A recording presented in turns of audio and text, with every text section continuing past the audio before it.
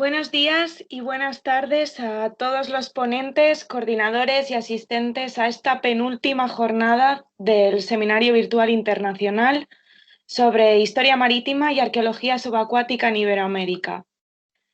Como siempre, antes de comenzar, quiero agradecer a todos los ponentes, asistentes y compañeros del seminario, a la Universidad de Panamá, a la Facultad de Humanidades, al Centro de Investigaciones Antropológicas, a la revista Contacto, a Áncora Cultura del Mar, por organizar y hacer posible este evento.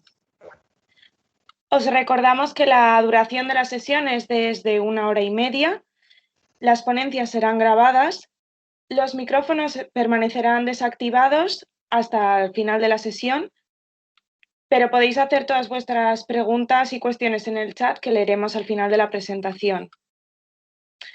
En esta sesión número 8, titulada Investigaciones sobre espacios portuarios y paisajes marítimos a través de la arqueología subacuática, el doctor Felipe Cerezo Andreu aplica conceptos y técnicas de la arqueología subacuática en espacios portuarios y paisajes marítimos para estudiar a profundidad en este tipo de yacimientos.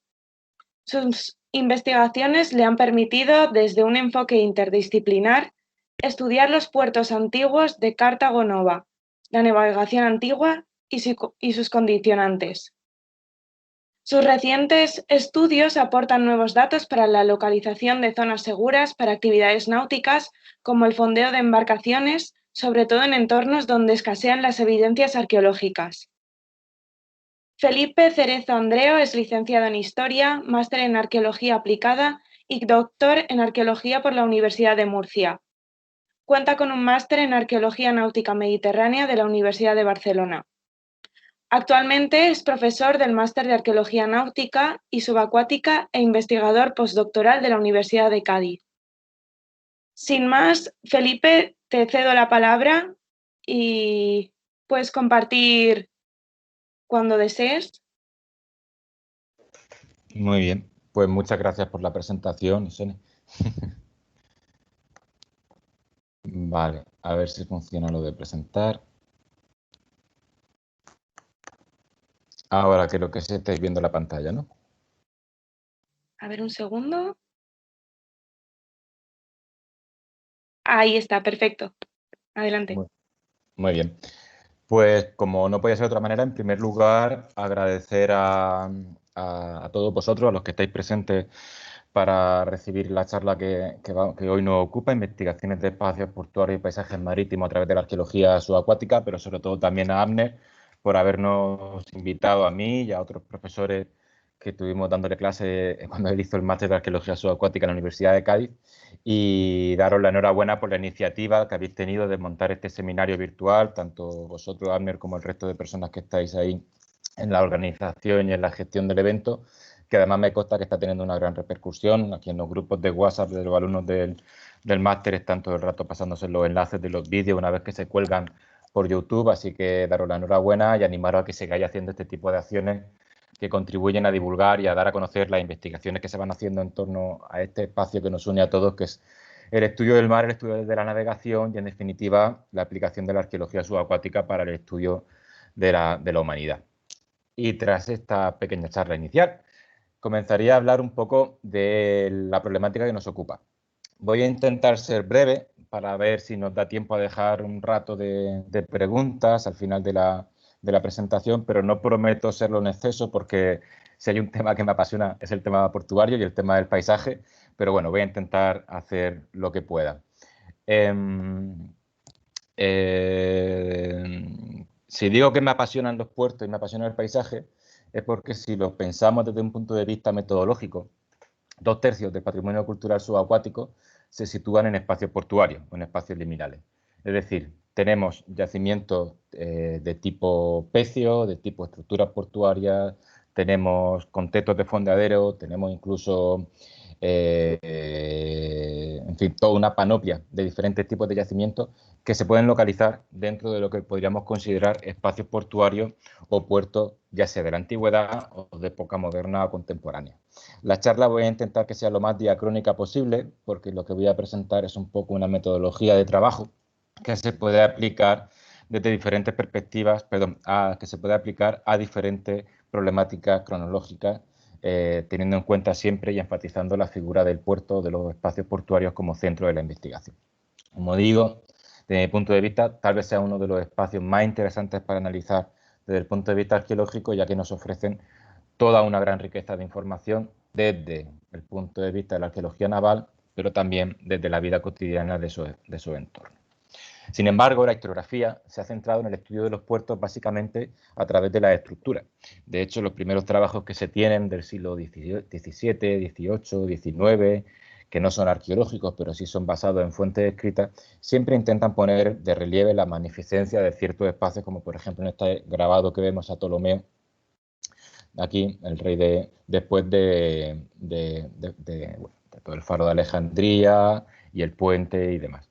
Ya será más adelante, durante el periodo de entreguerras, donde se comenzarán a aplicar toda una serie de nuevas tecnologías, para el momento, la fotografía aérea, incluso el buceo, para documentar otros grandes restos arquitectónicos vinculados con espacios portuarios, siempre, como digo, centrándonos o centrándose la investigación en las problemáticas desde el punto de vista arquitectónico y no tanto desde el punto de vista náutico, desde el punto de vista marítimo o desde el punto de vista del paisaje, como veremos más adelante. Habrá que esperar hasta bien entrado ya los años 90, cuando se comiencen a hacer análisis desde un punto de vista más microespacial y analítico, que serán aquellos liderados por la geoarqueología, buscando a través de los pequeños, del estudio de los sedimentos, de los biomarcadores en ellos atrapados, poder definir también no solo la información histórica, sino también la evolución del paisaje en el cual se pudieron localizar todas esas estructuras y esos espacios portuarios, ya sea de época antigua, pero también de época medieval, moderna o contemporánea. Recientemente, ya en los últimos años, como habéis comentado en la introducción, las líneas de investigación están tendiendo, se está buscando analizar y comprender estos espacios portuarios ya no tanto en sus estructuras, ya no tanto incluso en la evolución del paisaje, sino en cómo se relacionan entre ellos a través de sistemas de comunicación, de sistemas portuarios y en general de cómo pudieron condicionar y cómo pudieron verse condicionados meteorológicamente. Antes de comenzar a estudiar un espacio portuario o un puerto, a mí me gusta llamarlos espacios portuarios más que puertos, es una decisión terminológica, debemos de preguntarnos qué es un puerto y qué es un puerto en el contexto en el cual lo estemos analizando, qué es un puerto, un espacio portuario para la cultura que estemos analizando y para el contexto cronológico que estemos analizando. No será lo mismo un puerto en un contexto, o no significará lo mismo un espacio portuario o puerto en un contexto medieval islámico, por ejemplo, que en un contexto romano o que en un contexto moderno del siglo XVII o XVIII. Por eso, y para que sirva un poco de idea, si analizamos, por ejemplo, la terminología que se tiene o cómo se define en época romana, cómo definen los diferentes autores los espacios portuarios, hay autores que los definen en base a su capacidad económica, hay autores que los definen en base a su capacidad para que las naves puedan hibernar o no, para que las embarcaciones puedan pasar el invierno o no. Hay autores que lo definen en base pues a su utilidad defensiva, en base a su utilidad comercial, en base a su utilidad económica. Y al fin y al cabo, como pasa con el paisaje y como pasa con todos los elementos que componen este paisaje, estos espacios portuarios, quien nombra los puertos y quien los define es quien los usa. Y para diferentes autores que escriben estas definiciones de puertos, pues le dan esa definición en base a su utilidad, en base a la utilidad que ellos entienden. Pero, por ejemplo, si analizamos la terminología que se utiliza en la época antigua en Grecia, podemos ver que hay más de 15 términos distintos para definir diferentes tipos de espacios portuarios, ya sean espacios portuarios naturales, puertos abiertos, puertos cerrados, puertos artificiales, puertos comunicados con el interior mediante un canal, puertos que no están comunicados al interior mediante ningún canal, puertos que disponen de zonas de hibernada que pueden sacar las embarcaciones del agua y ponerlas dentro de unos almacenes, los neoria o navalia, y por lo tanto tienen otra categoría distinta. Al final, cada lengua maneja y gestiona con el léxico que tiene el conocimiento náutico. Y esto también lo acaba definiendo la importancia náutica que puede tener dentro de cada cultura el concepto y el espacio portuario. Por ejemplo, para la cultura romana utilizan dos términos básicamente, portus y statio. Y con esos dos términos tienen que negociar y gestionar toda una herencia terminológica y toda una herencia toponímica, que es la griega, que como digo tenía casi 12, 13 y algunos, según algunos autores más, porque se pueden combinar entre ellos mismos, términos distintos para definir los puertos. Es muy curioso, por ejemplo, analizar la toponimia para estudiar los puertos antiguos y los puertos no tan antiguos, porque la toponimia es como el ser humano llama al paisaje cuando lo utiliza. Y hay un topónimo que se repite mucho en ciertas zonas del Mediterráneo y del Atlántico, que es el Portus Magnus, o Portnan, o Portmaní en Ibiza, o Portsmouth en Inglaterra, que en latín, ese término, si retrotraemos la etimología de la palabra, viene de Portus Magnus, que a su vez viene de Limen Caloi o Puerto Grande, que es el término que se utilizaba en griego para definir estos espacios que todos tienen geográficamente una gran similitud. Son grandes espacios abiertos, grandes bahías en las cuales se pueden refugiar, desde el punto de vista de grandes bahías, grandes espacios naturales donde se pueden refugiar flotas o embarcaciones. Otra problemática interesante a analizar dentro de lo que son los espacios portuarios, la problemática de los puertos antiguos, son las fronteras de este tipo del puerto en sí mismo, de los puertos en sí mismos. Hay autores que propondrán que el límite de un puerto y su frontera está delimitado por el propio muelle que lo cierra. Según otros autores, no. Según otros autores, los puertos forman parte de todo un sistema diseñado, por ejemplo, en el caso de Ostia Antica, el puerto de Trajano y el propio puerto fluvial de la ciudad romana de la ciudad de Roma. Los tres puertos forman un solo sistema portuario para abastecer a la propia ciudad de Roma, unidos mediante canales entre ellos mismos para abastecer a la propia ciudad. En definitiva, acaban siendo el mismo puerto. Podríamos argumentar lo mismo, por ejemplo, ya que me sacáis el tema, no me lo estáis sacando, pero al ser en Panamá, con el caso del Canal de Panamá, que tiene un puerto a su salida y un puerto a su entrada, todo forma parte de un mismo sistema, es todo un puerto, o son puertos independientes, o dentro del propio canal hay otra serie de fondeaderos o partes que pueden ser definidas como espacios portuarios. Pues eso es lo interesante del estudio de los puertos, la riqueza y la variedad de información que podemos encontrar a la hora de descomponer una realidad tan compleja como son los espacios portuarios. Otra pregunta habitual, ¿qué es un puerto? Un puerto necesita estructuras para ser definido como puerto. En esta imagen que veis en la presentación, en la imagen superior estamos viendo un puerto, son dos puertos del Mediterráneo en el mismo momento cronológico y dos puertos de una gran importancia. Por un lado tenemos el puerto de Génova y por otro lado, perdón, de Nápoles, y por otro lado el puerto de Barcelona. En uno destacan grandes infraestructuras portuarias y en otro no destaca particularmente ninguna. Simplemente una gran playa de varado donde se podían desembarcar. ¿Es necesario tener una estructura portuaria para decir que existe un puerto? Pues aparentemente, a la luz de lo que nos dice la iconografía, no. De hecho, veremos un poquito más adelante una aproximación a la tipología de puerto, y uno de los puertos más comunes y más habituales y el más primitivo y primigenio de todos es el puerto playa o el puerto de varado, donde una embarcación de mayor o menor tamaño puede vararse en la propia arena o la costa, si no es de arena, de piedrecitas muy, muy pequeñitas, y realizar las operaciones de descarga y carga necesarias para cumplir con su función, que es la de intercambio.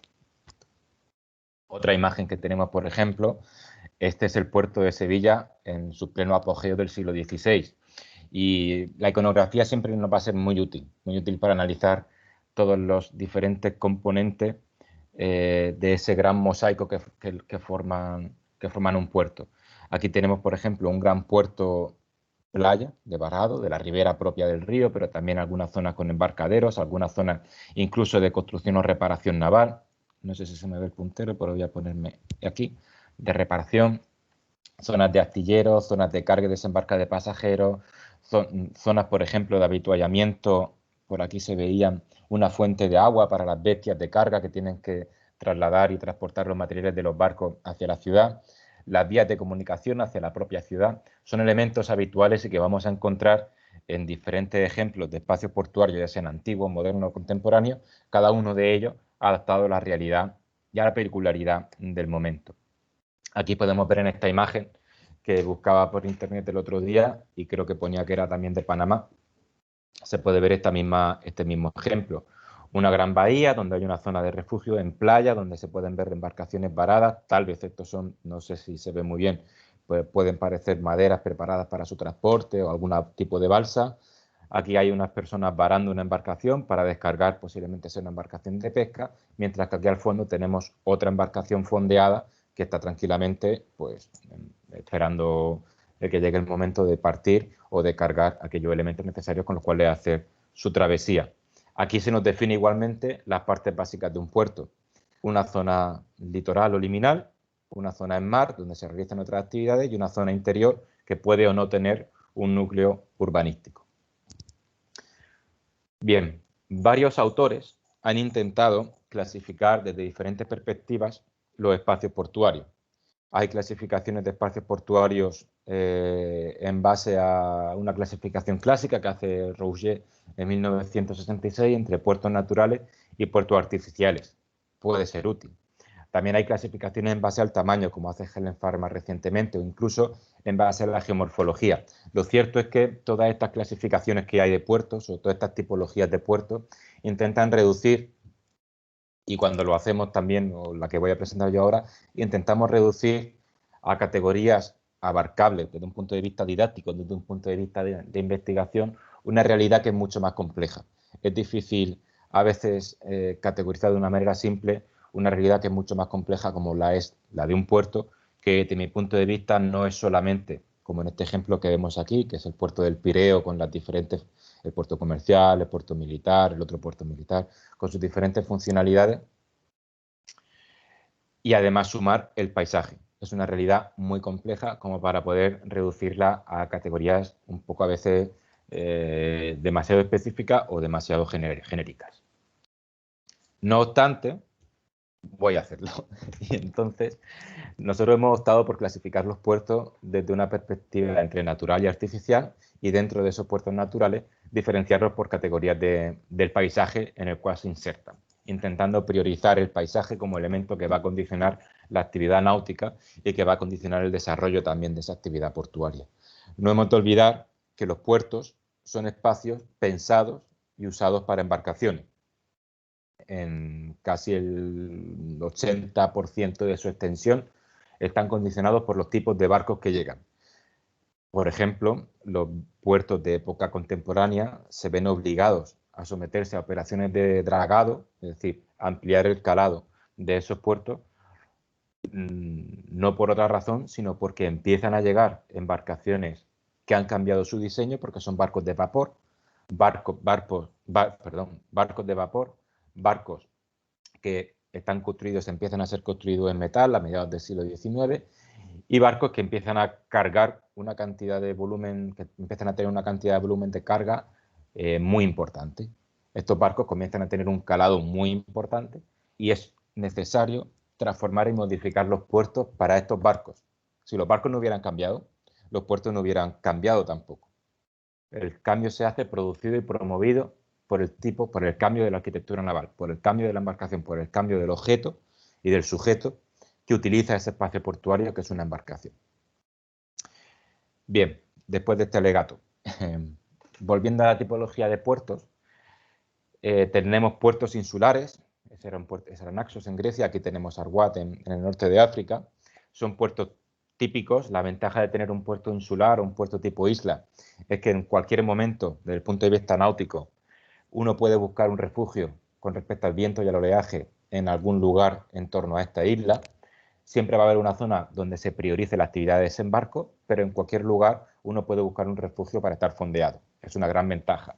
Muchos de estos puertos isla, como por ejemplo este es el caso de Tiro, acabaron conectados por el continente, en este caso por la construcción de una manga de tierra para asediar la ciudad, pero bueno, por la propia deriva litoral que ha ido acumulando sedimentos y ha acabado generando estos tómbolos, son las formaciones geológicas, los tómbolos costeros, que acaban uniendo dos lenguas de arena o dos lenguas de sedimento sobre un arrecife que está en el mar. Un puerto isla por excelencia, por ejemplo, podría ser el puerto de Cádiz. Otro tipo de puertos son puertos, desde el punto de vista natural, son puertos protegidos en ensenadas. Es decir, se aprovechan espacios naturales que ya están bastante cerrados, bastante protegidos bastante protegidos de la dinámica marina. Y aquí, por ejemplo, vemos, este es el puerto de Marsella, el otro era Lectis Magna, y vemos esos espacios portuarios que son como dársenas naturales que se han construido, la naturaleza ha ido concibiendo con la evolución del paisaje costero y que son reaprovechados por el refugio que pueden ofrecer con respecto al viento, al oleaje y la seguridad que pueden ofrecer para las actividades de desembarco, son aprovechados como espacios portuarios. Algunos de ellos, en este caso el de Éfeso, pues han acabado también colmatados, también en el norte de África, Lixus. Aquí tenemos otro tipo de ejemplo que son los puertos lagunares. En este caso, un ejemplo de puerto lagunar muy bueno que podemos encontrar en América es el puerto de Cartagena de Indias, que se sitúa en el interior de una laguna costera. O, por ejemplo, en Europa, el puerto de Narbona, que también se sitúa en el interior de una laguna costera. La diferencia entre laguna y ensenada es geológica. Otro tipo de puertos también muy abundantes en todo el mundo son los puertos fluviales. No hemos de olvidarnos también de estos puertos y de cómo, por ejemplo, un ejemplo de cómo se siguen reaprovechando a lo largo del tiempo diferentes frentes marítimos de un puerto fluvial es la excavación una investigación que se ha ido haciendo recuperando información de cómo progresivamente, desde el siglo I a.C. hasta la actualidad, en el río Támesis, en Londres, se ha ido ganando, se ha ido adecuando la ribera del río para ir ofreciendo diferentes frentes, diferentes espacios donde las embarcaciones pudieran amarrarse y descargar, hasta el último dique, que es el de 2000. Y como decía anteriormente, tal vez uno de las tipologías de puertos más habituales y que se dan de forma más natural y que suelen pasar más desapercibidas desde el punto de vista arqueológico, porque la materialidad de estos puertos es muy escasa, no requieren de estructuras, no requieren no se sitúan incluso a veces en espacios realmente protegidos, y la propia dinámica litoral puede acabar ocultando la evidencia arqueológica de la existencia de los puertos playa, como en este caso aquí tenemos en la ría de Olbia, en Córcega, donde hay evidencias de este puerto playa y bueno, habrían otros más. La siguiente categoría de espacios portuarios serán los puertos artificiales, puertos construidos ex professo para una funcionalidad, y que estarían excavados, en este caso, en el interior del continente. Este es un caso, por ejemplo, del puerto de Cartago, tal vez uno de los mejores ejemplos de puerto artificial, puerto excavado y puerto dividido además por funcionalidad, teóricamente una zona militar, que sería esta zona de aquí, y una zona comercial, que sería esta zona de aquí. El puerto estaría en la antigüedad separado del mar por un muro, que actualmente se ha ido perdiendo, y el acceso se realizaría siempre en este eje. Aquí sería una recreación de cómo sería ese espacio portuario. Tenemos otros ejemplos de menor tamaño de puertos excavados, ya sea en la antigüedad como en la época contemporánea o moderna, incluso medieval. En este caso es otro gran ejemplo de puerto excavado, como es el puerto de Trajano en Ostia, en la península itálica, en Roma. Y otros grandes ejemplos de puertos artificiales, que estos sí que ya son más comunes y habituales desde época antigua, incluso desde el bronce se conocen estructuras de este tipo, el bronce europeo, hasta la actualidad, son los puertos exteriores o puertos que necesitan de infraestructuras exteriores para generar espacios de abrigo. En este caso Mileto, pero tenemos Cesarea Marítima. Interesante de este puerto es que buena parte de sus estructuras quedaron sumergidas tras un tsunami acaecido en el siglo III después de Cristo, y para aquellos que buceáis puede ser muy interesante porque es una zona que también actualmente está en Israel. Es una zona que está puesta en valor, que se puede visitar y que se pueden hacer una ruta arqueológica subacuática visitando los restos de estas estructuras que actualmente están sumergidas.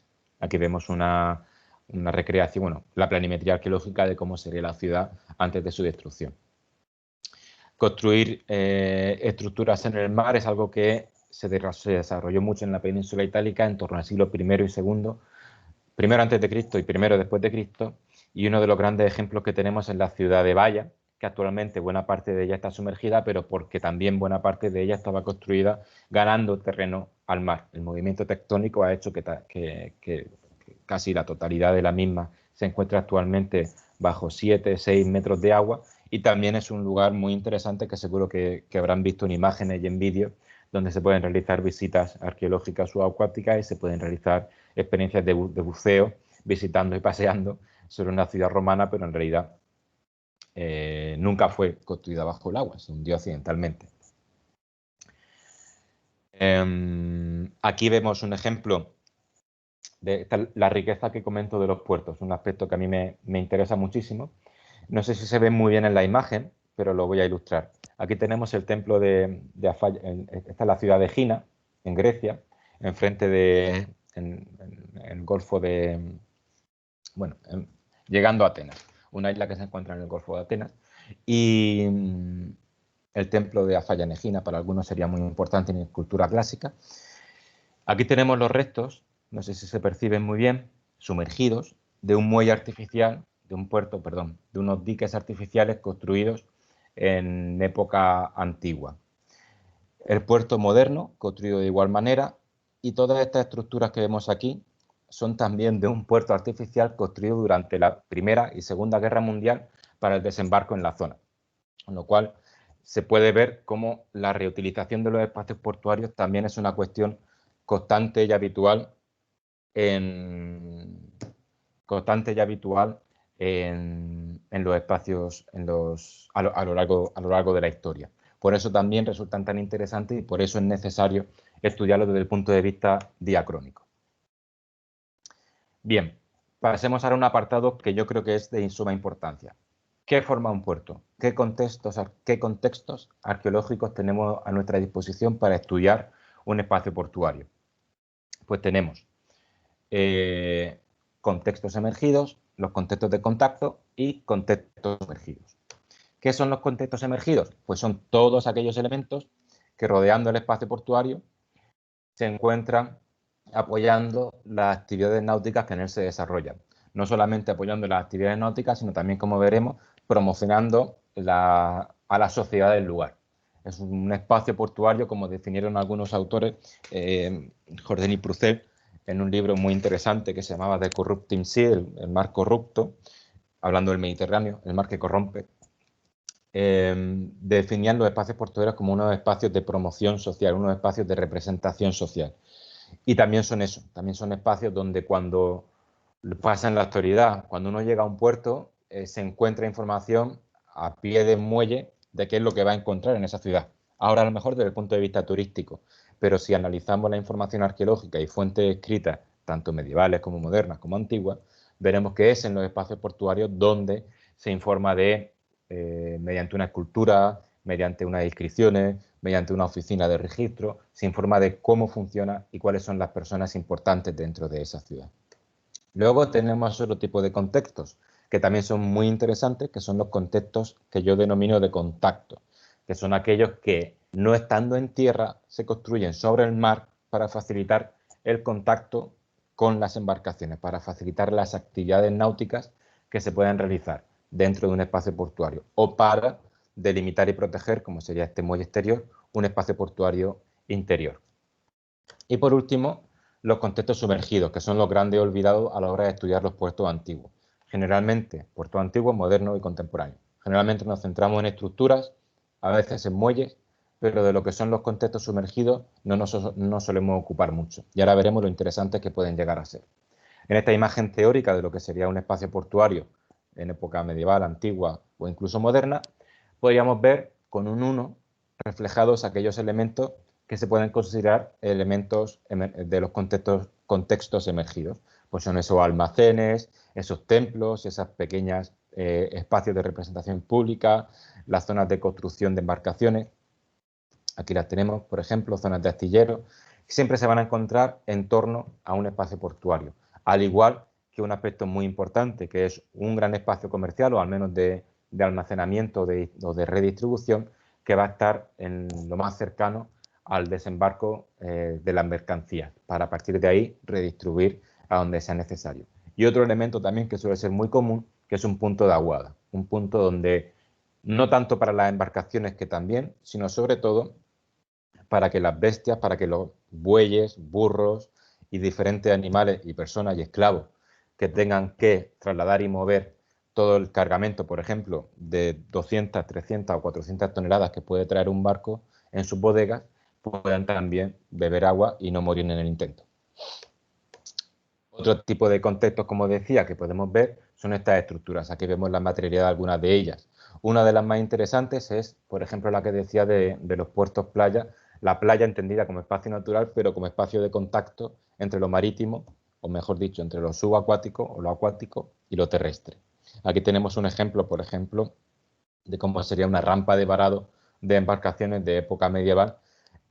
Aquí un muelle en el que se están reaprovechando partes de madera de un barco y se rellenan de un cascajo con piedra, argamasa de cal y otros elementos para al final acabar conformando una estructura sobre la que se puedan amarrar una embarcación y descargar productos.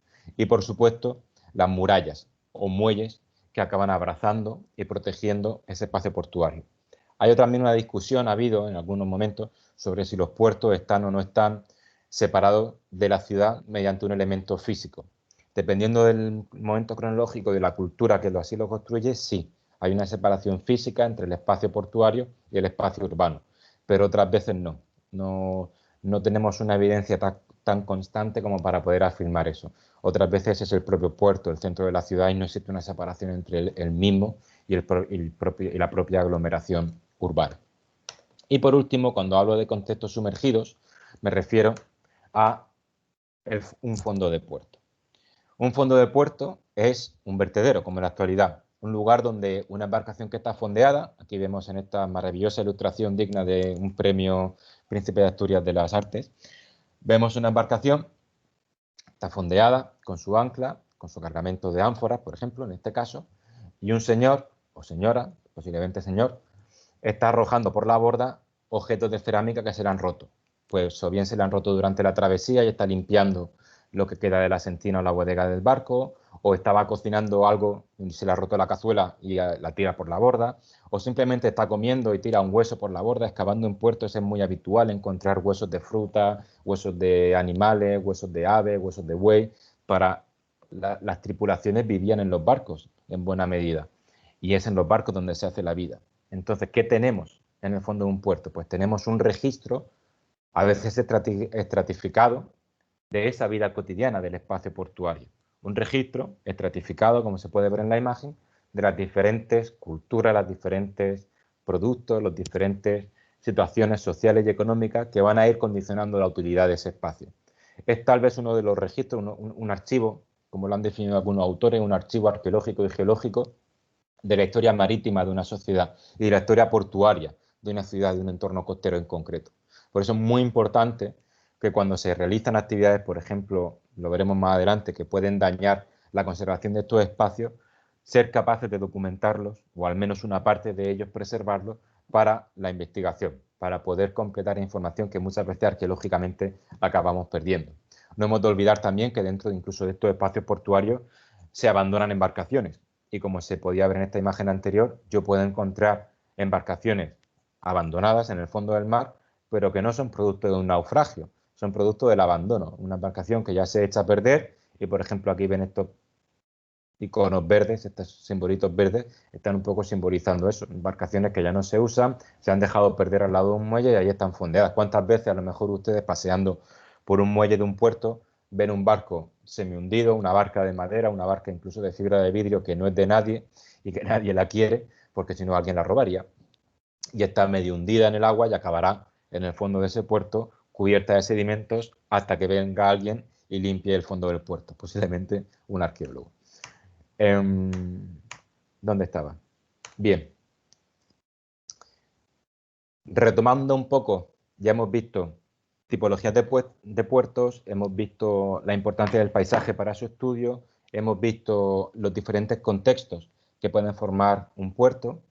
Ahora veremos también su importancia dentro de un sistema. Los puertos no son elementos aislados, sino que están en relación, por un lado, con las embarcaciones y por otro lado, con los sistemas de tráfico marítimo.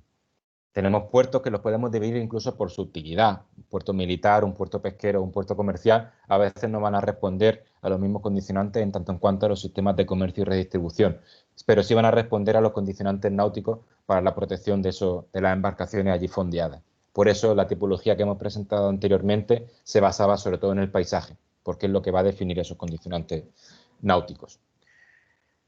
Sobre los modelos teóricos basados para definir los sistemas de comercio y redistribución, han ido evolucionando a lo largo de la historiografía.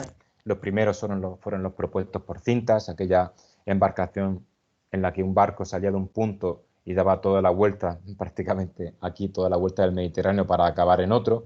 Eso se ha demostrado a raíz de la teoría defendida, publicada y además premiada por el profesor Xavier Nieto, de la teoría de puertos redistribuidores y puertos principal, secundario y de redistribución. Es una teoría que seguro que muchos conocen, o como él creo que dio una conferencia al inicio de este seminario, a lo mejor ha tenido la oportunidad de explicarla, pero se basa también en el estudio aquí de un yacimiento arqueológico subacuático publicado por él, en el que a través del estudio del cargamento de esa embarcación fueron capaces de definir, los investigadores que ahí trabajaron, que ese barco no partió de un punto y llegó a otro, o sea, no hizo una ruta, perdón, por todo el Mediterráneo para llegar a un punto, sino que partió de un punto muy cercano a otro y se hundió después de haber cargado un material redistribuido por otras embarcaciones previamente. Hay otro tipo de comercio, que es el de comercio bajo demanda o comercio de productos especiales, que este sí que no responde tal vez a esos criterios de redistribución o de puerto principal y puerto secundario, sino que se basa en la demanda de algún producto en concreto, por ejemplo, elementos arquitectónicos o el grano, por ejemplo, cuando se envía desde un origen hacia otro, o el comercio o el traslado, por ejemplo, de los caudales de América a la península.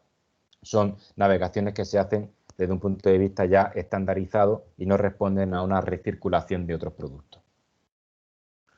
Otro tipo de yacimiento y otro tipo de contexto portuario muy interesante es el de los fondeaderos. A veces los dejamos un poco de lado, pero son elementos que, si bien no tienen una aglomeración urbana que defina o que permita definirlos como puertos, tienen una importancia capital en lo que es la vertebración de la navegación, tanto de cabotaje como de gran cabotaje, y por lo tanto en el comercio, tránsito y redistribución de productos a lo largo del océano o del mar. Son elementos que están netamente pensados, como su nombre indica, para el fondeo de embarcaciones. ¿Y qué actividades requiere una embarcación cuando fondea o qué requiere una embarcación para poder fondear? Pues requiere un entorno protegido de los vientos predominantes. Si tenemos fondeaderos habitualmente en entornos como este es un cabo, este es el Cabo Cope en la zona de Murcia, pues tenemos un fondeadero doble, un fondeadero que, dependiendo de por dónde sopla el viento, una embarcación fondeará aquí si el viento sopla de levante o fondeará aquí si el viento sopla de poniente. También deben estar protegidos de las corrientes principales. En este caso, lo mismo. Las corrientes principales no afectan en exceso a esa zona de fondeo. También deben de tener un fondo adecuado para poder lanzar un ancla y poder recuperarla de una manera rápida. Se intentan buscar fondeaderos con un fondo de arena, con un fondo de cascajo. Se intenta evitar la roca, aunque tampoco es una condición sine qua non. El tipo de fondo es interesante y la profundidad de ese fondo también. Tienes que tener un fondo, no deben de ser espacios muy profundos, pero que a su vez sean seguros para el tipo de embarcación que los pretenda utilizar. A veces es recomendable que estos espacios tengan una buena comunicación con el interior para abastecerse de otros productos. Una embarcación, cuando fondea, generalmente lo que hace es esperar 1 o 2 días a que pase un temporal o que cambien las dinámicas de viento y oleaje para poder tomar una dirección, para poder retomar un poco la navegación que estaba realizando. En ese periodo en el que está fondeada, pues la tripulación generalmente suele abastecerse en tierra de una serie de productos, de materias primas, de alimentación y también, sobre todo, de agua. Que haya un punto de agua en un entorno de fondeo también es un aspecto muy importante. De hecho, si se utilizan fuentes de investigación como son los derroteros, los libros de derrota, veremos que, por ejemplo, el Tofiño muchos de ellos en este tipo de libros, no sé si están familiarizados con esos libros, en los márgenes de los libros se pone a modo de índice qué es lo que uno va encontrando conforme va navegando por un espacio. Y siempre destacan las zonas de aguada, los puntos de aguada para una embarcación que no puede nutrirse de agua dulce en el mar, como ustedes comprenderán, es muy importante. Los fondeaderos y los espacios portuarios son de gran interés, como decía, en su contexto sumergido, porque ofrecen una gran variedad de materiales. Problemáticas a veces, la visibilidad, sobre todo en los espacios portuarios. Aspectos interesantes. ¿Y por qué hay que afrontar el estudio de estos espacios desde el paisaje y desde la diacronía? Por ejemplo, desde la diacronía, porque aquí tenemos un objeto... A ver, no sé por qué no va esto. Ahora, un objeto arqueológico, en este caso una cazuela romana, y al lado que tenemos, pues tenemos una lata de Coca-Cola y aquí un plomo de pesca, además con el sedal, que posiblemente el pescador estaba intentando darnos a los buceadores cuando estábamos haciendo esa foto. Eso es un espacio portuario o un espacio de fondeo cerca de la costa, un espacio que es medio basurero y al mismo tiempo un registro constante de todas las actividades, tanto náuticas como marítimas, que se realizan en el entorno. Además, con la ventaja de que podemos encontrar a través de los materiales una diacronía que nos va a permitir estudiar toda la historia del lugar desde el punto de vista náutico. En ese mismo espacio donde habíamos hecho la foto, es el caso de una zona de fondeo cerca del puerto de Cartagena, teníamos esos materiales, tenemos un proyectil del siglo de época moderna, una botija de las primeras que se hacen en el siglo XVI, aquí tenemos ataifores islámicos, tenemos más cerámica, perdón, de época tardo-romana, otro tutum revolutum, incluso aquí tenemos una vajilla del siglo XIX, una pipa de caolín, típica del siglo XVIII, restos incluso de arquitectura naval, aquí de un timón abandonado en medio del puerto. Y esta es la riqueza de estos espacios. ¿Problemas que podemos encontrar? Pues los dragados. Los dragados alteran y destruyen ese registro que ya pudiera haber sido estratificado o no, que nos va a permitir analizar el espacio portuario desde su utilidad náutica y desde el paisaje. Las actividades de dragado son tremendamente destructivas. Fíjense aquí abajo lo que se ve, una ánfora. Y en la gran mayoría de los países en los que trabajamos están sometidas a una supervisión arqueológica. No obstante, acaban siendo una destrucción total del fondo marino. Incluso hay actividades de dragado conocidas desde antiguo, como en este caso en el puerto de Nápoles, si no me recuerdo mal, si esto es el puerto de Nápoles, donde se ha podido documentar, gracias a una meticulosa excavación arqueológica, las huellas del dragado, que ya se hizo en época antigua, para poder seguir reutilizando un espacio portuario que se estaba colmatando. La colmatación es otra de las problemáticas a la hora de acceder a estos registros arqueológicos.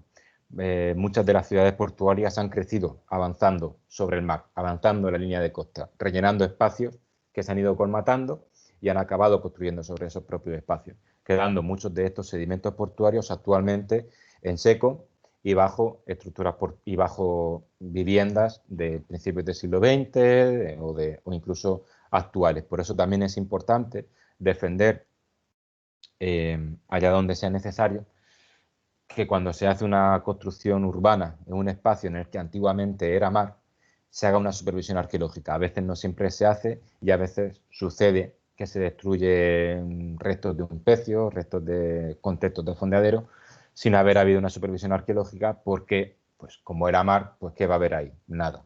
Y el mar es un basurero, en el mar siempre hay cosas. Otra coyuntura que puede alterar la conservación de estos espacios es el cambio en las dinámicas de oleaje y corrientes, como por ejemplo ha pasado en algunos casos arqueológicos de gran relevancia, como pueden ser los barcos de época fenicia de Mazarrón, recientemente las investigaciones que estamos haciendo nosotros en la bahía de Algeciras, donde el cambio de la dinámica de oleaje y de corrientes está desenterrando espacios de fondeo, incluso espacios de varada o de naufragio de embarcaciones. A nivel de paisaje, es muy importante, por ejemplo, en esta imagen la quería poner para ilustrar la necesidad de que cuando yo estudio un espacio portuario principal, como pudiera ser, este es el sureste de la península ibérica, la zona de Cartagena, Si yo estudio un espacio principal, como pudiera ser este puerto de Cartagena, debo de tener en consideración el resto del paisaje náutico que está complementando ese puerto. Debo tener en consideración cuál es ese puerto principal, dónde están esos puertos secundarios, dónde están las zonas de fondeo conocidas arqueológicamente y que pueden no estar conocidas arqueológicamente, pero que desde el punto de vista náutico lo son, donde también hay zonas de accidente, donde hay zonas de arrecife, e ir construyendo así ese paisaje náutico. Estudiando, por ejemplo, zonas de fondeo y cómo a lo largo de un periodo cronológico amplio se van utilizando. Uy, me estoy quedando sin batería.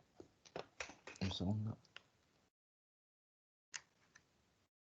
Ahora, zonas de fondeo y estudiando su evolución diacrónicamente, podemos llegar a interpretar, voy a pasar esto muy rápido porque no quiero extenderme y se me está echando el tiempo un poco encima, podemos llegar a analizar en toda una zona costera, contrastando estos datos de los fondeaderos con las dinámicas de navegación del entorno, con los naufragios conocidos y comparándolos con la dinámica general del Mediterráneo. Y haciendo diferentes análisis de accesibilidad, que vamos a explicar un poco más adelante, podemos llegar a proponer cómo funcionaba y cómo se vertebraba ese paisaje marítimo y esas rutas de navegación, de distribución y de redistribución en torno a un puerto principal en un momento cronológico concreto, en otro momento cronológico cómo cambian esas dinámicas y ya no hay una redistribución sino que hay una concentración, y en otro momento cronológico se produce una funcionalidad mixta entre la distribución y la concentración. Son propuestas interpretativas que se hacen en base a ese estudio diacrónico y general de los contextos de fondeadero y de los espacios portuarios de una zona en concreto, en este caso, la zona de la Cartaginense, la zona del sureste de la península ibérica. Tal vez también uno de los puntos geoestratégicos más importantes para la comunicación entre el norte de África, el sur de la península y el noroeste del Mediterráneo, ya que desde aquí se sube hacia las Baleares y de ahí se coge el círculo esférico para llegar a Francia. Bien. Dentro de los espacios portuarios y de los espacios de fondeo, nunca, y sobre todo ahora aquellos que quieren empezar a trabajar sobre ello, no deben de olvidarse de la geoarqueología como una disciplina necesaria, sino para desarrollarla en sus proyectos de investigación, al menos para contemplarla como complemento a futuro dentro de esos proyectos de investigación.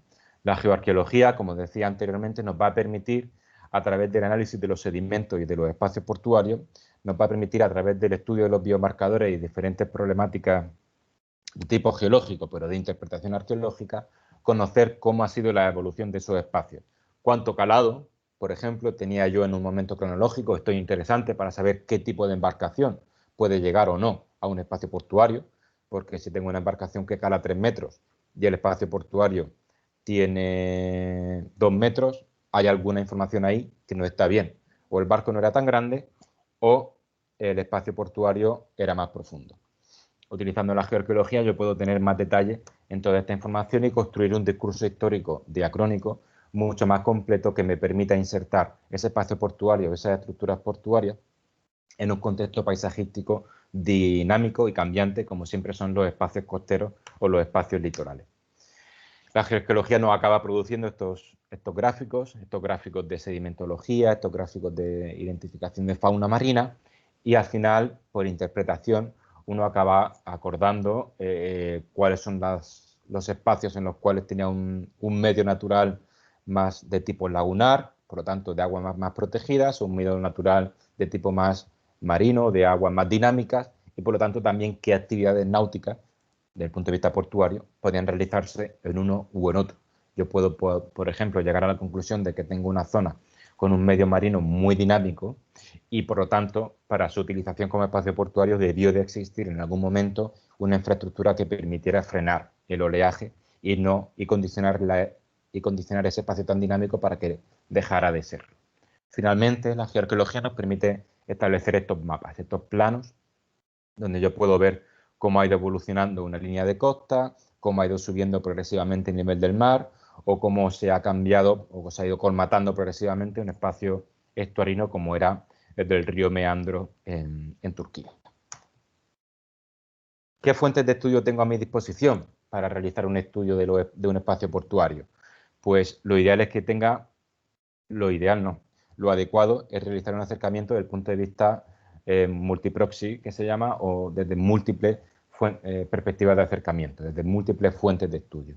de fuentes históricas, fuentes epigráficas, fuentes documentales, fuentes iconográficas, la propia arqueología subacuática, fuentes arqueológicas terrestres, fuentes literarias y la cartografía histórica.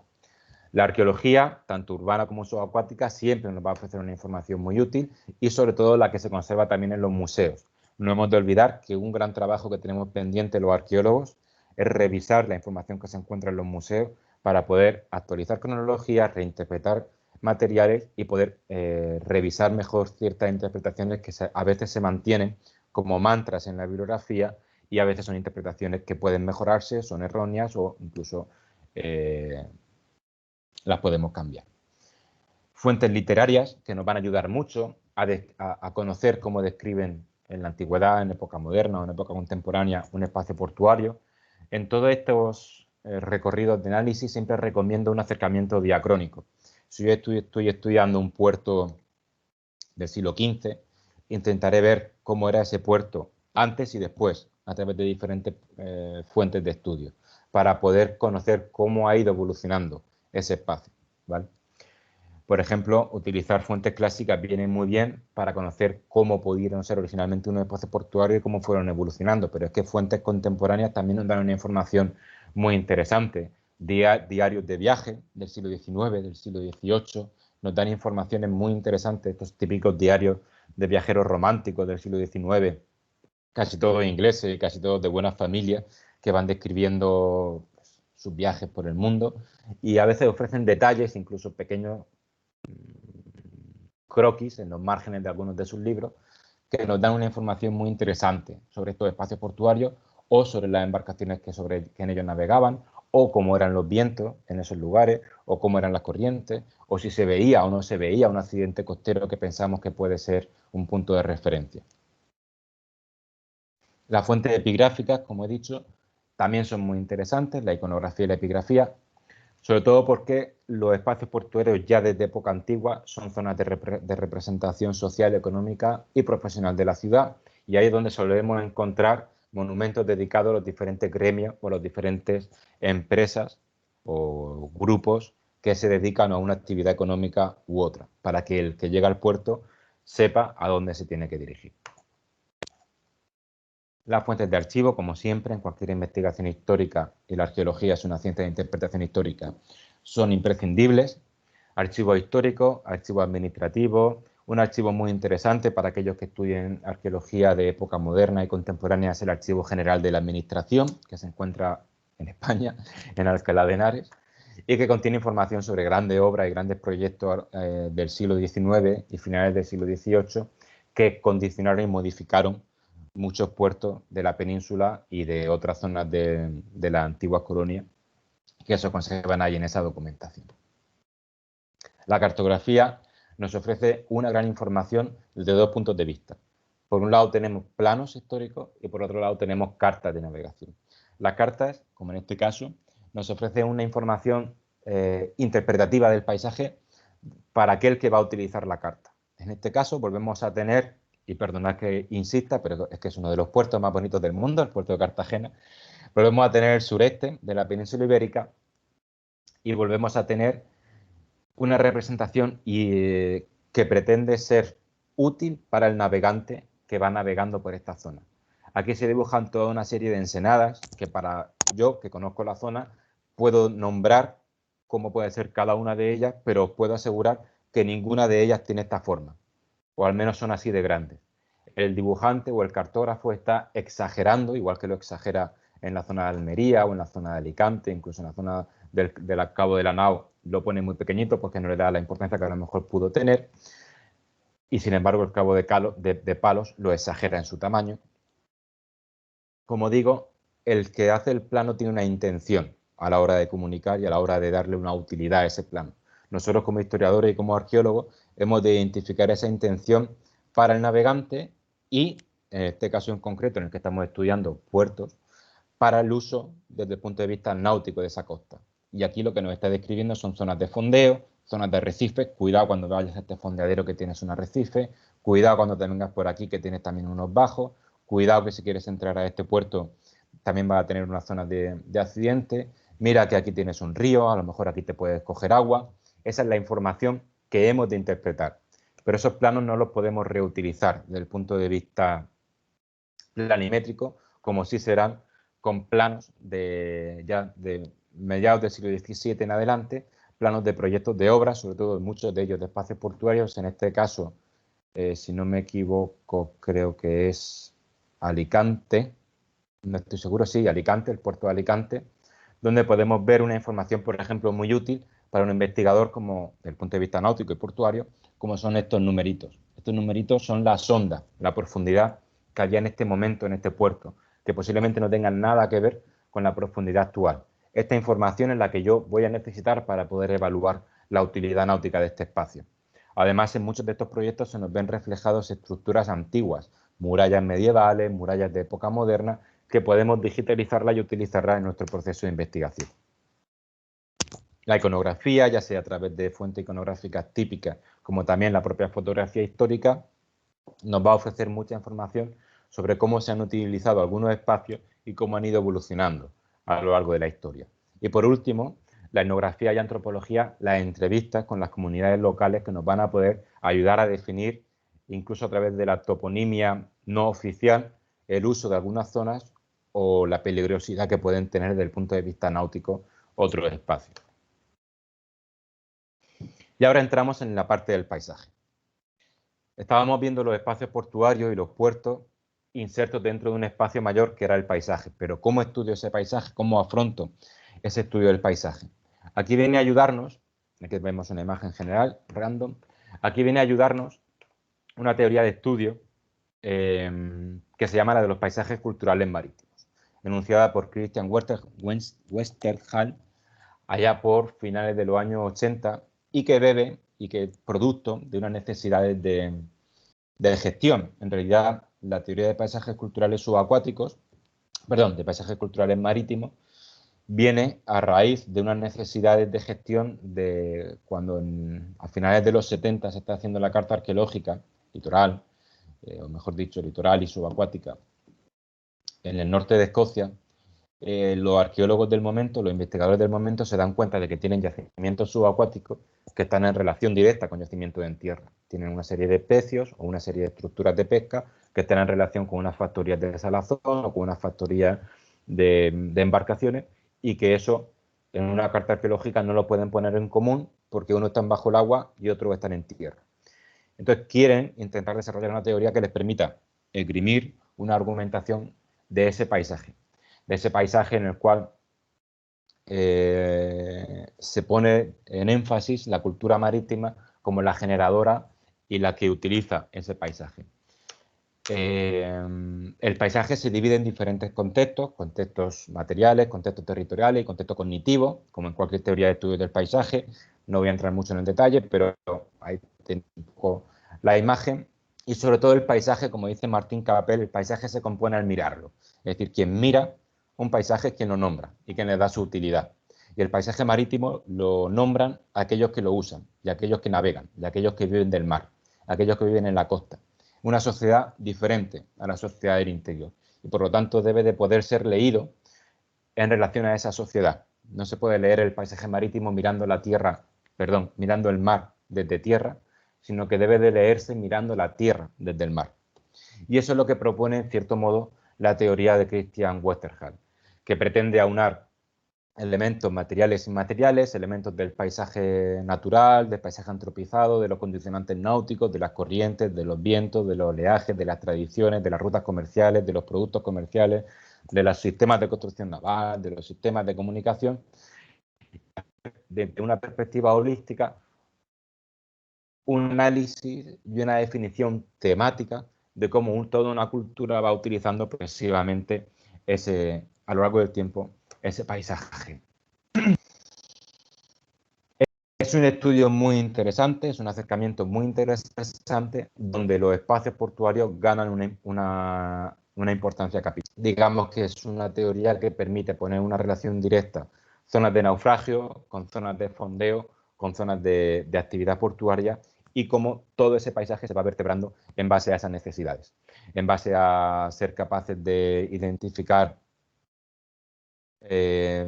cuáles son las zonas por las que se puede navegar, las zonas donde, dependiendo del tipo de embarcación, se realiza una navegación u otra, dependiendo del propio objetivo de esa navegación, se realiza un tipo de navegación u otra. Analizar los condicionantes del paisaje es muy interesante, siguiendo esta perspectiva, porque nos permite adaptarlos a los tipos de navegación y además debemos hacerlo a los tipos de embarcaciones. Un mismo condicionante, como por ejemplo el viento, no afectará de la misma manera a una navegación a remo o una navegación de tipo militar que una navegación a vela o una navegación de tipo comercial. Por lo tanto, no podemos generalizar muchas veces los vientos, los oleajes, las corrientes, si no lo estamos contextualizando con un tipo de navegación que se desarrolla en un tipo de paisaje en concreto. También es importante tener en cuenta la escala del análisis y la diacronía dentro de ese análisis, como hemos dicho, a lo largo de toda la conferencia de hoy. La orografía, como cualquier estudio del paisaje, es muy importante, y ser capaces de reconstruir esta orografía utilizando la cartografía histórica, como estaba comentando, pues es un elemento importantísimo.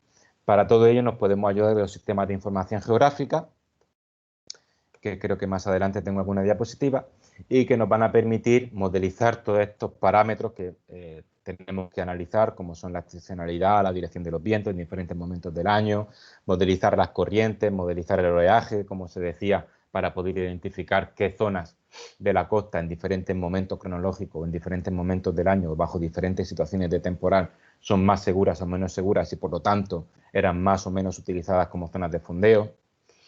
Y nos puede ayudar a definir, si yo tengo un yacimiento aquí, saber que no es un fondeadero, sino que es un pecio, que puede ser un pecio, por ejemplo, si no tengo muy claro qué es lo que puede ser.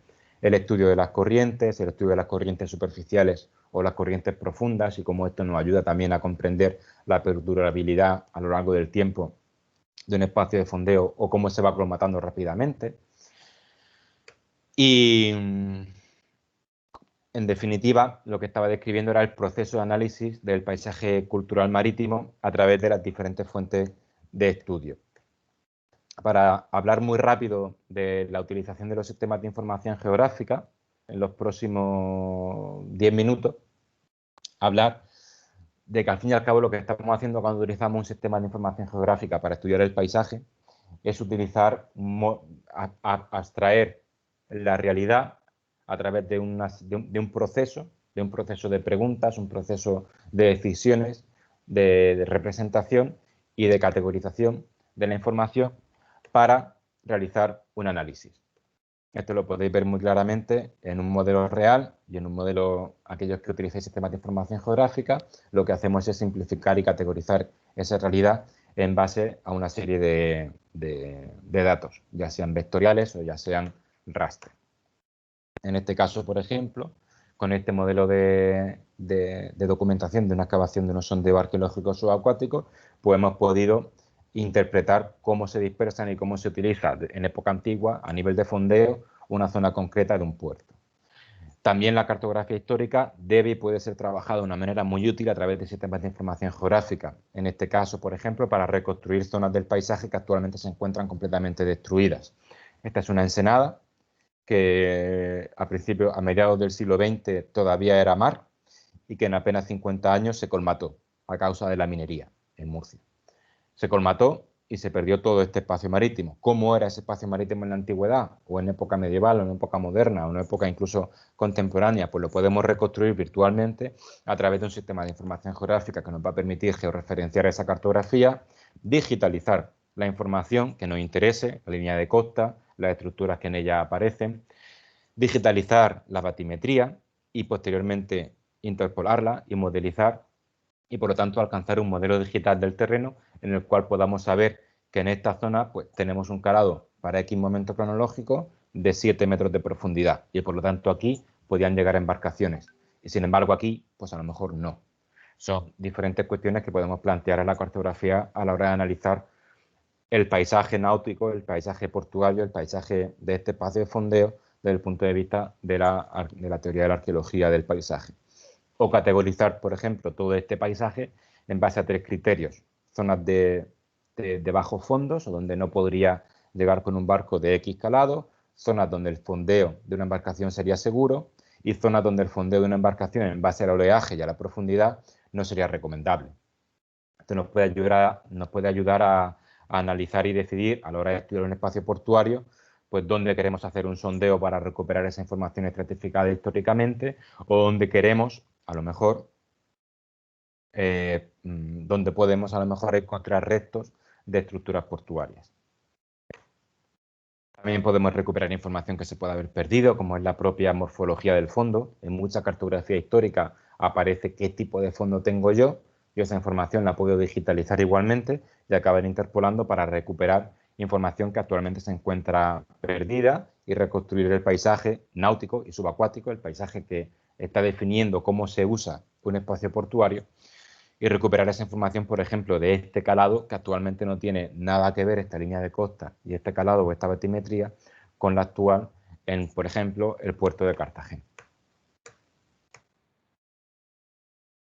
Aquí venía un ejemplo de también cómo el estudio del paisaje nos puede ayudar a recuperar información que a veces es una anécdota y que sin embargo es una información histórica interesante, como por ejemplo en este caso fue el hallazgo de un barco, una galera romana en el siglo XVIII, al principio del siglo XVIII en Cartagena, y este hombre, que es el de Martí de Alicante, nos da en unas cartas información de esa galera que se encuentra, pero no sabemos nada más. No sabemos dónde se encuentra, no sabemos por qué. ¿Por qué? Pues porque después de encontrarla la quemaron porque querían recuperar los clavos de bronce con los cuales estaban fijadas las maderas y mandarle los clavos de bronce fundidos al rey. Cosas de España que siempre nos ha gustado fundir metales. El caso es que se perdió esa información de la embarcación y, por ejemplo, para estudiar el espacio portuario en época antigua, nos es de gran utilidad saber dónde apareció esa embarcación abandonada porque nos estaría definiendo una zona donde se abandonaban embarcaciones, es decir, una zona de fondeo. Pues bueno, empezamos a rastrear la cartografía histórica hasta que encontramos una cartografía del mismo año en el cual se producen esas obras de dragado que producen el encuentro de los restos de esa embarcación. Fuimos capaces de georreferenciar esta cartografía, ponerla en relación con el paisaje antiguo y poder definir que si aquí tenemos la línea de costa, en esta zona fue donde probablemente se encontró esa galera romana y por lo tanto en esta zona, en ese momento cronológico, siglo II después de Cristo, tendríamos una zona de fondeo, una zona de abandono, una zona de varado de embarcaciones asociadas al puerto romano. Cuando en la actualidad, como ustedes ven, lo único que tenemos es una gran plaza, llamada Plaza Héroes de Cavite, y ya está, y mucho hormigón. Bien, para ir concluyendo y repasar algunos de los análisis que se pueden hacer del paisaje, aquí tienen un pequeño índice, como se está grabando la conferencia, pues luego lo pueden revisar, pero básicamente podemos hacer análisis del tiempo, de distancia y también de la perspectiva náutica, que ha sido algunos de los que ya he ido explicando. Los análisis de tiempo nos van a permitir, a través de isocronas, pues calcular cuánto tardo yo en navegando de un punto a otro, dependiendo del viento, dependiendo de las condiciones, dependiendo del tipo de embarcación, y por lo tanto establecer criterios de comunicación entre puerto principal, puerto secundario, si se puede hacer una navegación diurna, si en el mismo día un barco puede ir a un sitio y volver, o cuántos días necesita para llegar a otro. Comparar esa información también con el traslado o con el tiempo que tarda un barco, perdón, la misma cantidad de productos en moverse por el interior y así establecer que es más rentable dependiendo del tipo de material. Aquí, este sería un poco ese ejemplo de análisis del coste de distancia. Otro tipo de análisis que se puede hacer es el análisis midiendo el tiempo no como un coste, sino como jornadas de navegación a través de isocronas, que eso también está definido por la bibliografía a través de Pascal Arnaud. Otro tipo de análisis también interesante es el de áreas de captación. Si yo entiendo que puedo navegar 4 horas para llegar a X sitio, pues tengo en 4, 3 o 5 horas de navegación diferentes caladeros de pesca que pueden ser explotados desde un puerto principal y por lo tanto saber las actividades pesqueras que se desarrollaban, por ejemplo, en este punto, cuál sería el puerto más cercano o la factoría más cercana a la cual deberían llevar esa producción. Son diferentes análisis que a través de los sistemas de información geográfica del estudio del paisaje permiten establecer numerosas hipótesis interpretativas que luego pueden ser contrastadas o no a través de la arqueología. uno de los estudios que más hemos realizado en la línea que yo vengo llevando a cabo es el de comprobar la utilidad de los espacios portuarios teniendo en cuenta el oleaje, teniendo en cuenta la batimetría y teniendo en cuenta el calado de las embarcaciones y, por último, teniendo en cuenta lo que la información arqueológica subacuática nos dice de las zonas de frecuentación y así poder establecer, mediante estos mapas de calor, qué zonas son más frecuentadas en qué momento cronológico y por qué tipo de embarcaciones dependiendo del calado. Y como un puerto siempre es un espacio vivo y un espacio móvil y cómo esto va cambiando a lo largo del tiempo, como pueden ver en esta imagen final, y cómo a lo largo de prácticamente 7 siglos la dinámica de la actividad portuaria de un mismo espacio va cambiando en base y sobre todo condicionada por la transformación del paisaje. Y para terminar, uno de los análisis más habituales que se realizan son aquellos de visibilidad, que vienen muy bien para comprender cómo se pueden utilizar los puntos de referencia del paisaje para orientarse en navegación, pero también cómo desde el paisaje uno puede controlar y obtener información sobre las embarcaciones que van navegando en un entorno. No voy a meterme en detalle con las problemáticas de visibilidad porque pueden ser bastante complejas.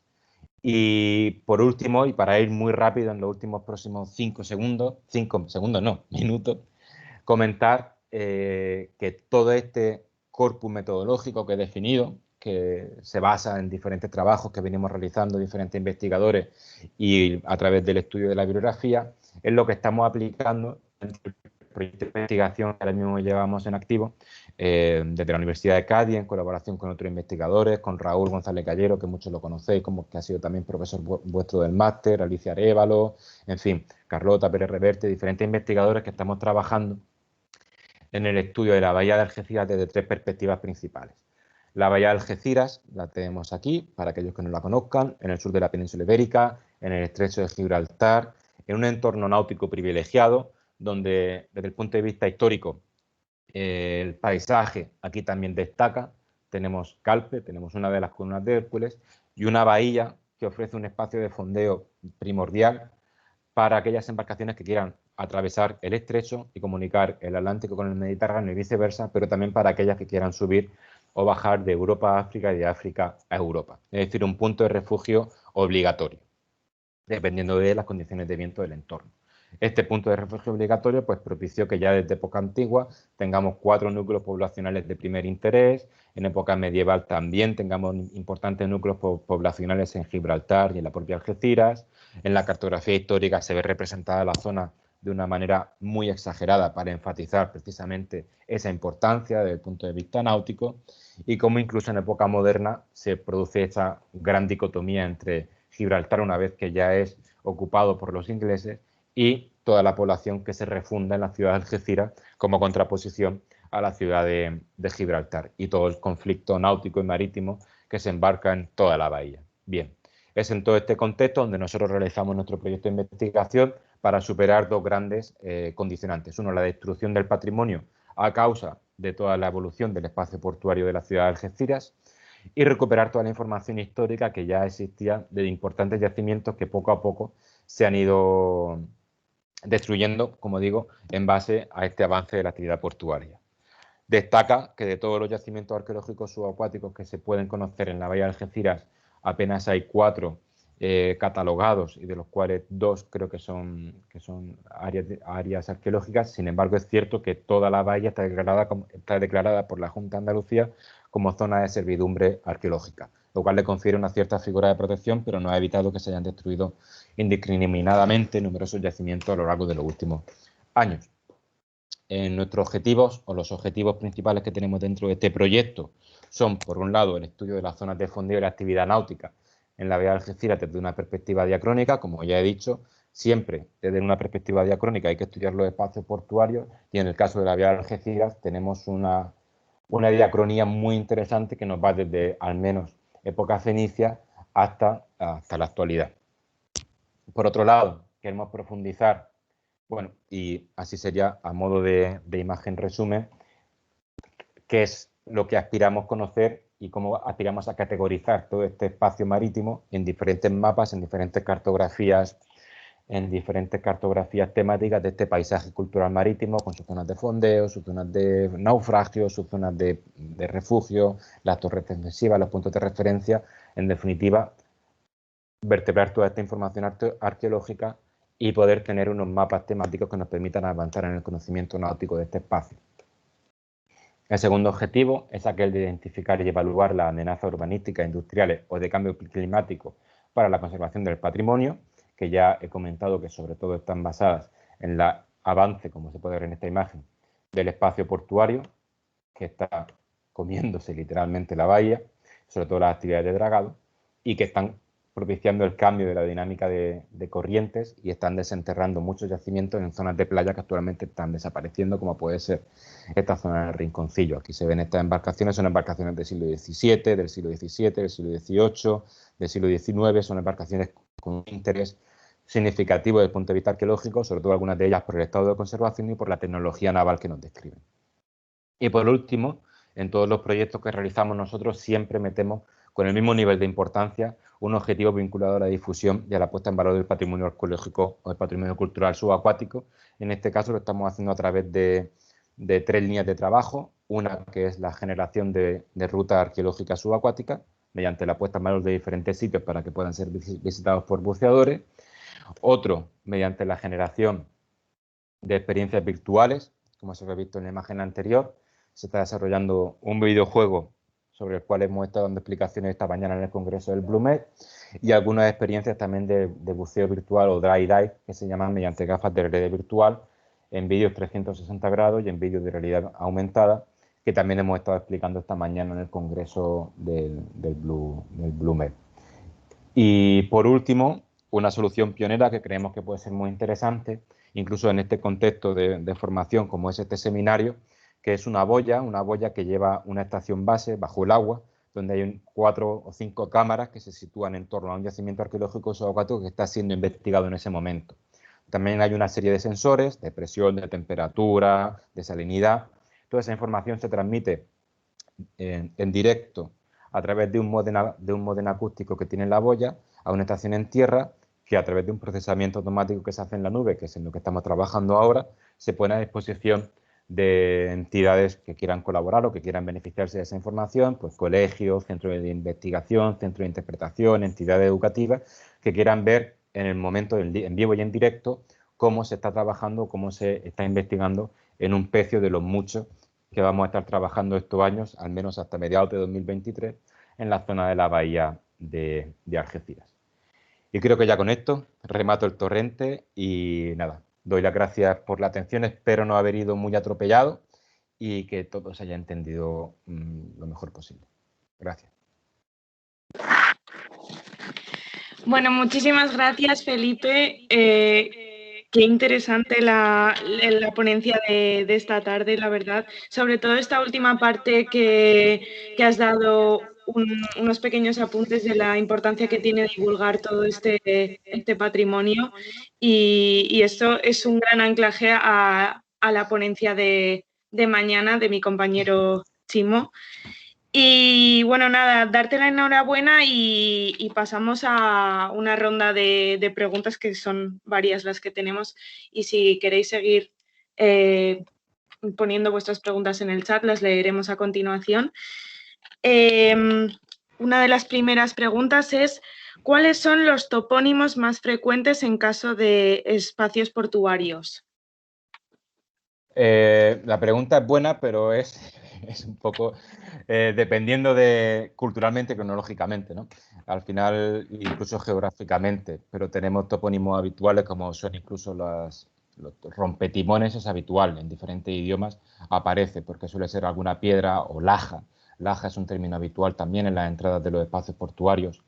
Son términos en ese sentido, pero son términos genéricos. Es más interesante, como decía antes, bueno, es interesante esto también, pero también es interesante la toponimia no oficial, la que uno descubre cuando habla con los pescadores o con los navegantes de la zona y le dicen que llaman a la piedra de las puercas, o la piedra, por no decir una palabra malsonante, pues la piedra malsonante, ¿vale? Y esa información pues es tal vez también muy útil a la hora de analizar ese paisaje marítimo, ese paisaje cultural marítimo. Vale, otra de las preguntas de mi compañero Chimo, que ha estado presente durante toda la ponencia, es si conoce ejemplos de musealización de puertos artificiales o naturales y especialmente de fondeaderos. Sí, casi todas las experiencias que se han hecho de musealización han sido en espacios de fondeadero, siempre puntuales, ¿no? Nunca de forma estable, pero, por ejemplo, creo que fue Cala Cativa, no sé si es Cala Cativa, no recuerdo ahora mismo exactamente, en Cataluña, hace 7 años o 8 años, o cómo pasa el tiempo, se hizo una experiencia parecida. Y nosotros, por ejemplo, en el puerto de Cartagena lo hemos hecho, en Algeciras lo estamos haciendo, en un espacio portuario, y luego a nivel de estructuras sumergidas, sí, como comentaba el caso de Cesarea Marítima, que creo que lo he dicho en la presentación, es tal vez el más paradigmático porque además se viene haciendo ya desde los años 80, desde las excavaciones de Raban, en los años 80 se generó ya esa ruta subacuática. Las estructuras sumergidas de valla, muchas de ellas son estructuras portuarias, las pilas que hay en valla también se visitan. Es decir, que básicamente de lo que más se visita, y eso es en parte porque son elementos poco frágiles a la hora de ponerlos en valor, o si no son frágiles, al menos es más difícil que alguien se lleve un sillar de piedra a su casa que no se lleve un trozo de ánfora, ¿no?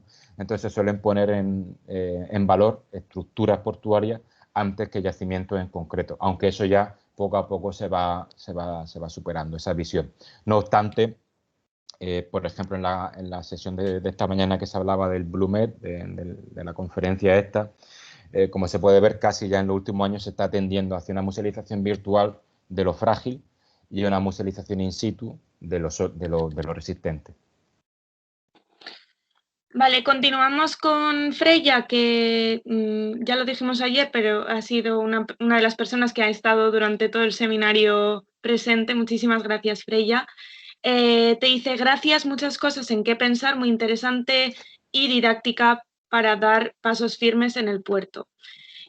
Por otro lado, Diana nos pone, Diana Elizabeth Arano Recio, excelente Felipe, qué interesante la transmisión en vivo del trabajo arqueológico y de las condiciones del agua. ¿Dónde podemos leer más sobre este tema? Vale, saludar a Diana también de vuelta. De momento nada porque estamos desarrollando el proyecto conforme hablamos. Hoy hemos hecho una presentación de parte de la solución tecnológica. Saldrá publicado, imagino que en los próximos 2 meses, porque este congreso se publica rápido, puede que sea ahí ese primer trabajo que pueda haber publicado. Pues ahí lo dejamos, Diana. Tenemos otra pregunta que dice así, ¿cuáles son los elementos que debemos tener en cuenta en caso de una zona utilizada para el bareamiento, fondeadero o puerto? ¿Y en qué hay que fijarse para reconstruir estos espacios? ¿Cuáles son los elementos que debemos tener en cuenta? Uh-huh. ¿Para qué, perdona? Debemos tener en cuenta en caso de una zona utilizada para el bareamiento, fondeadero o puerto. Es una Vale, pregunta vale. que ha hecho Abner, si se quiere explayar Sí, no, más. no entiendo. Los elementos que se deben tener en cuenta son un poco, como comentaba en la presentación, hacer esa revisión diacrónica de las diferentes funcionalidades. Es decir, vamos a tener objetos o a lo mejor artefactos que nos van a poder definir un uso de un espacio portuario como fondeadero. Pero en un fondeadero podremos encontrar anclas, como sería lo lógico, pero podremos no encontrar anclas o no encontrar una gran acumulación de anclas. Es más bien los condicionantes náuticos los que nos pueden definir un uso prolongado de un espacio que no tanto los artefactos que en él encontremos, porque a veces la materialidad de esos artefactos puede ser muy poco, puede ser muy difusa, puede ser muy poco material, valga la redundancia, no me salía la palabra. Muy bien. Y por aquí tenemos otra pregunta. Tu presentación hace de nexo de unión entre las investigaciones tanto terrestres y subacuáticas. ¿Cómo se llegan a integrar estas dos disciplinas y cuál es el procedimiento que se debe llevar a cabo? Sí, siempre lo hemos dicho y eso no lo repetían ni lo repiten como un mantra los grandes maestros, Xavier Nieto y demás. Arqueología solo hay una y la diferencia es en el medio en el que se desarrolla, pero el principio de investigación y el sujeto de investigación es el mismo, a través de cultura material y la relación de las sociedades con el medio. La diferencia son las técnicas de acercamiento. En una yo podré necesitar una escafandra autónoma para bucear y en otra pues unas botas y si tengo el dinero pues serán Panama Jack las botas y ya está. Es un poco la diferencia. Sí, obviamente hay una diferencia temática interesante, el aspecto náutico y eso sí que hay que enfatizarlo.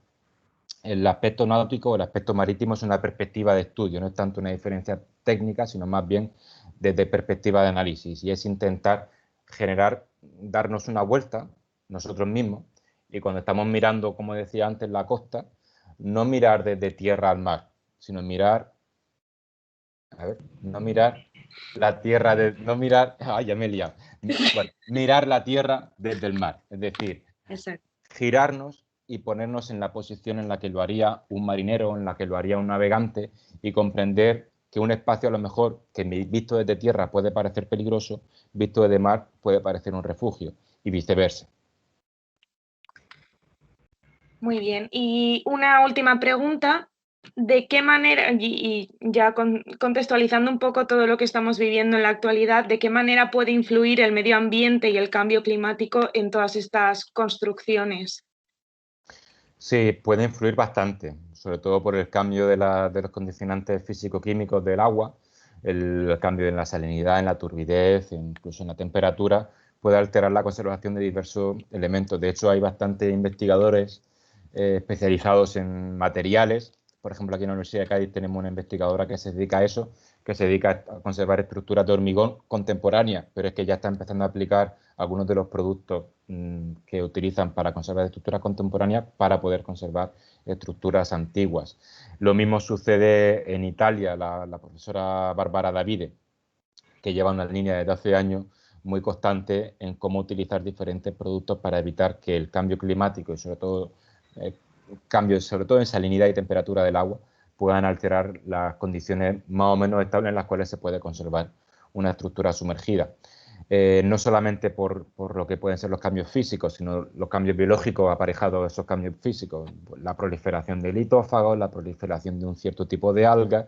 Por ejemplo, nosotros en la zona en la que estamos trabajando, en Algeciras, actualmente está sometida a un impacto directo del cambio climático, como ha sido la proliferación de una alga que no es de aquí, es una alga exógena, que se está acabando con la fauna y la flora endógena, y que ha venido a causa pues, del trasiego de los grandes mercantes de China, es una alga china, la Rhodopteris aucumare, y que está cubriendo como un manto completamente todo el fondo marino, pero es que también se está adosando a los restos arqueológicos y está cubriendo estructuras en hierro, estructuras en madera, estructuras en piedra de algunas construcciones, enmascarándolo, pero también con esas raíces que tienen esas alguitas, progresivamente produciendo micro roturas en su superficie y pues, contribuyendo a la destrucción del crecimiento. El cambio climático, sobre todo para el patrimonio que se encuentra, y el más accesible, que es el que trabajamos en espacios portuarios, el que se encuentra a menos de 30 metros de profundidad, es un gran factor de riesgo, el cambio climático, para la conservación de ese patrimonio.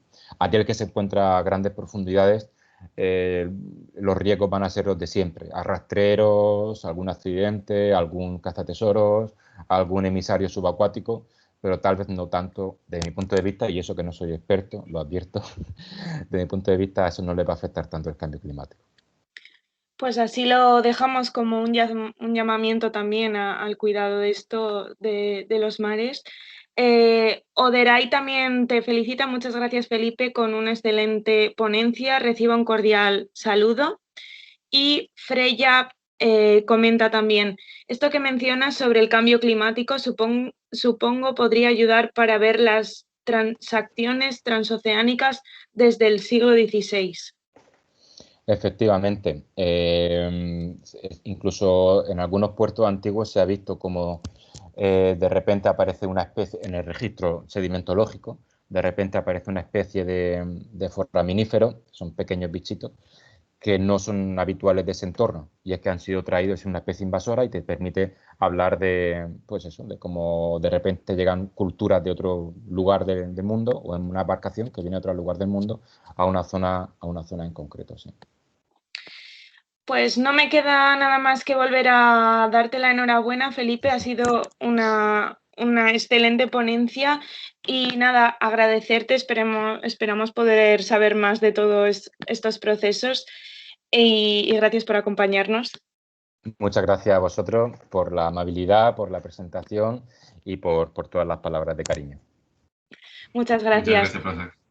Y nada, solo dedicar estos últimos minutos a agradecer de nuevo a los compañeros, a todos los asistentes al seminario y así damos por finalizada este penúltimo día del Seminario Virtual Internacional.